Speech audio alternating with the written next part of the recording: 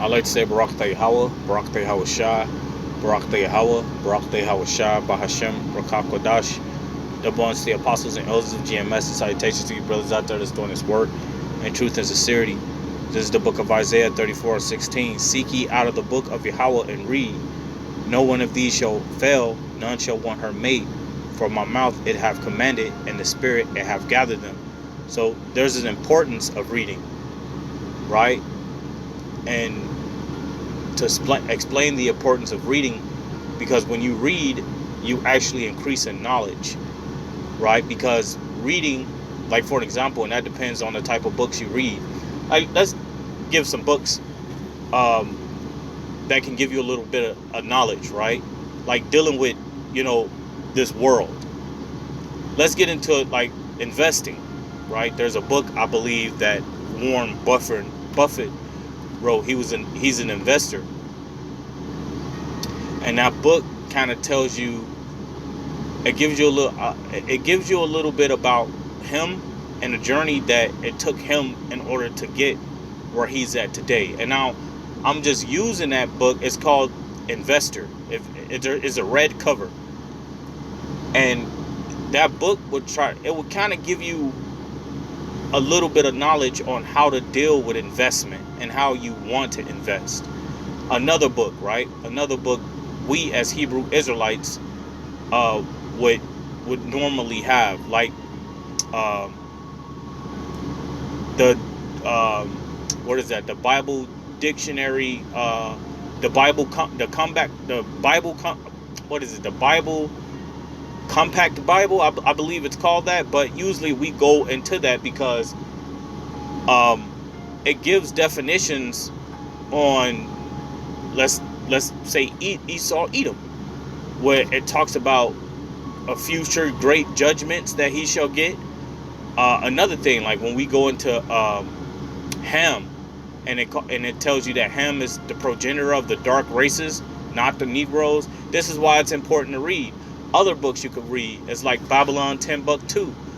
I'm just using these books to give you a reason why it's important to read. Is because when you read, again, you increase in knowledge. You learn things that you never even knew. You never knew ultimately, right? Another book is like a book that's called Who is Esau Edom? That's another book, Who is Esau Edom, that we as Hebrew Israelites read. So we get into a lot of reading. There's a book that I have that's called The Romans and Greeks. Now, why do I have a book that called a Roman and Greek? Because if you go into the New Testament, the scriptures talk about these Gentiles that are scattered throughout the earth, the nation. And the Bible speaks on the Romans and the Greeks. So why wouldn't I read some history on the Romans and Greeks? So that's why the scriptures tell you, what is that in, if I'm sure, I'm not too sure about it, but let me see. Let me see if I'm right. It might be 4:13. Yeah, that's it. 1 Timothy 4:13. Till I come, give attendance to reading, to exhortation, to doctrine. Why is it important to read the Bible? Because the Bible, it's important to read the Bible because the Bible is telling you to read, right? For an example, when people call this book a religion, this book is not a religion. But if you read it, it'll tell you what kind of book this is. Like, for an example, if you go into the book of Baruch 4:1, it tells you that this is the book of the commandments. So this is a book of history telling the commandments. This book is ultimately is given to the Israelites. So it's a reason why you got to give attendance to reading. But speaking on the Bible, a brother always used to say, you could read the Bible from front to back, from Genesis to Revelations, and you'll still never understand it, because the Spirit isn't with you. The Spirit ain't dealing with you to actually break down the Bible, because even when you're reading these things, they still need to be broken down. That's why when you go into like the book of John, I believe that's the 9th chapter, I want to say the 35th verse, but the scriptures tell you to search the scriptures. When you go into that word search, it means to examine. So you also, even when reading the Bible, you have to examine the Bible. A lot of times, depending on the book that you are reading, you know, whether if it deals with investing, what if it deals with building up some sort of financial means, what if it's reading a book about how to build a family, whatever the hell you're reading, a lot of times those books come easy to understand, right? Those books come easy to understand. So if you was to grab a book right now, any regular book there is, use to grab it, you'll more likely read it and understand what is being said. But if you grab the Bible and you want to read the Bible isn't something you could just read and immediately understand. The Bible is a puzzle you have to put together. So though you could read it, you still have to, through the spirit and the power of Yahweh Shema Shai, you still have to get an understanding behind it. Like for an example, one of the things that people lack the understanding of in the Bible is the virgin birth. Something that's easy to see, that the Lord wasn't born from a woman that was a virgin. She wasn't a virgin that never had sex with men.